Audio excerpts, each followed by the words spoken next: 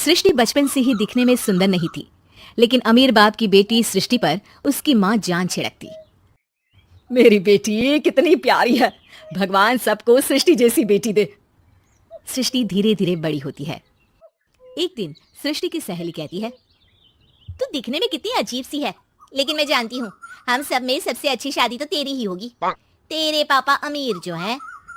और बता नहीं सकते यार, दहेज तो हर कोई देता है, ये क्या ज्यादा ले जाएगी अपने पति के लिए?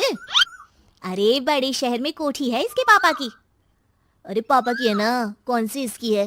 इसकी होती तब तो कोई भी लड़का इससे शादी कर लेता। अरे पापा की मतलब पापा की है तो मेरी ही है ना? किसने कहा? अब तेरी तो तब होगी ना जब तेरा भाई ना हो। वैसे भी शादी के बाद सारी प्रॉपर्टी भाई के नाम होती है। सृष्टि समझ जाती है कि उसे किसी भी हालत में माँ बाप की सारी प्रॉपर्टी को अपने नाम करना है, लेकिन कैसे? एक दिन सृष्टि का भाई शीनू कहता है, बहन क्या कर रही है? तुझसे एक बात करनी है। अरे हाँ हाँ करना, मैं तो तेरी बहन हूँ। बहन मेरी लाइफ में ना एक लड़की है, बहुत अच्छी है। मैं सोच रहा हूँ माँ और पापा से बात करूँ शादी के लिए। सृष्टि को समझ में आ जाता है कि भाई की शादी होते ही भाभी उसे एक दिन भी घर में बर्दाश्त नहीं करेगी। क्या बात है भाई, बताना कौन है वो? यार वो बहुत अच्छी लड़की है, पढ़ी लिखी है, मेरे साथ जॉब भी करती है। बस एक प्रॉब्लम है। हाँ प्रॉब्लम? क्या प्रॉब्लम है भाई? यार वो शादीशुदा है, लेकिन उसके पति ने उसे सिर्फ इसलिए छोड़ दिया क्योंकि उसके माँ बाप दहेज नहीं दे पाए। सृष्टि ये सुनकर न जाने क्यों खुश हो जाती है।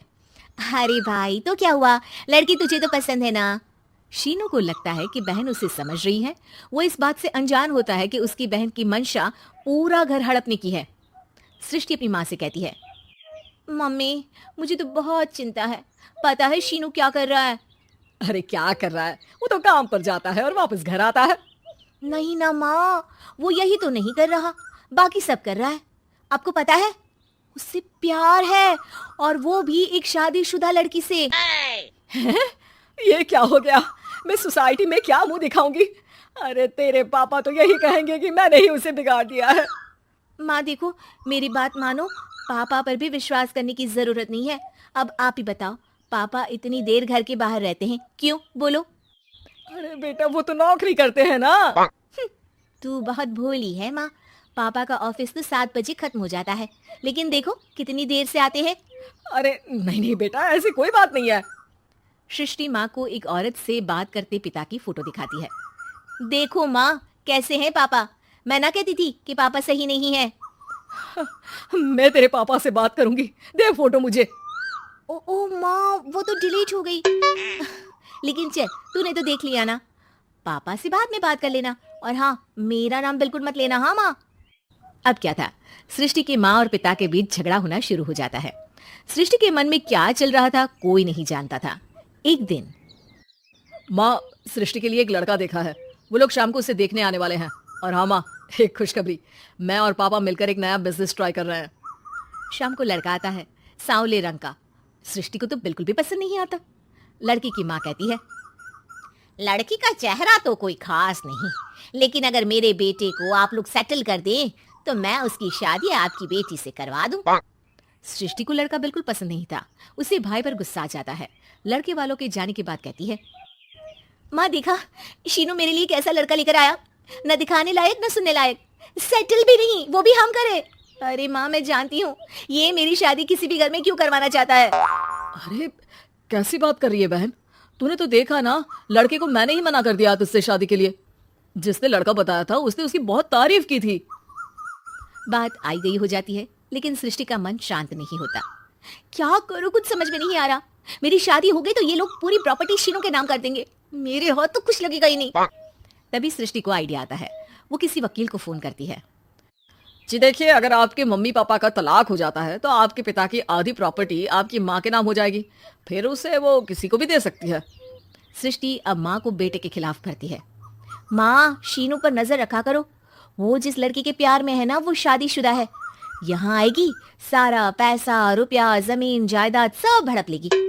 पापा का भी हाल तुमसे छुपा नहीं है। ऐसा ना हो कि मैं और आप एक दिन सड़क पर भीख मांगे। भगवान, मैं तो जीते जी मर जाऊंगी अगर ऐसा हो गया तो। ऐसा हो गया नहीं माँ, ऐसा ही होगा। अभी समय है, आगे का सोच लो। मैं तो कहती हूँ पापा से आधी प्रॉपर्टी लेकर अलग हो जाओ। पापा की आधी प्रॉपर्टी भी हम लोगों को अगर मिल जाती है ना, तो अगले 7 जन्म सफल समझो। बेचारी माँ बेटी के कहने पर पति से तलाक लेकर अलग हो जाती है। सृष्टि अब पैसों से गाड़ी और अपने दूसरे महंगे शौक पूरे करने लगी। उसके दोस्त भी उसके पैसे इस्तेमाल करते हैं। सृष्टि, कल तुम कहाँ थी? मैं सारा दिन घर पर अकेली थी। तो मैं क्या करूं? मैंने ठेका तो नहीं लिया है ना तुम्हें संभालने का। माँ को सृष्टि से ये उम्मीद नहीं थी। वो बैठकर रोने लगती है। वहीं उसका पति यानी कि सृष्टि के पिता आ जाते हैं। मैं जानता था कि तुम्हारा यही हाल होगा, तो आपने मुझे रोका क्यों नहीं? मैं रोकता तो तुम रुकती क्या? सृष्टि के कहने पर तुमने मुझ पर अपने बेटे पर शक किया, लेकिन तुम ये भूल गई कि कैसे हम दोनों ने मिलकर जीवन में इतना सब खड़ा किया। माँ पति के गले लग जाती है। मुझे माफ कर दीजिए, मैंने आपकी कमाई का एक बड़ा हिस्सा गवा दिया। कोई बात नहीं, तुम साथ हो तो मैं ऐसी 7 प्रॉपर्टी खड़ी कर दूंगा।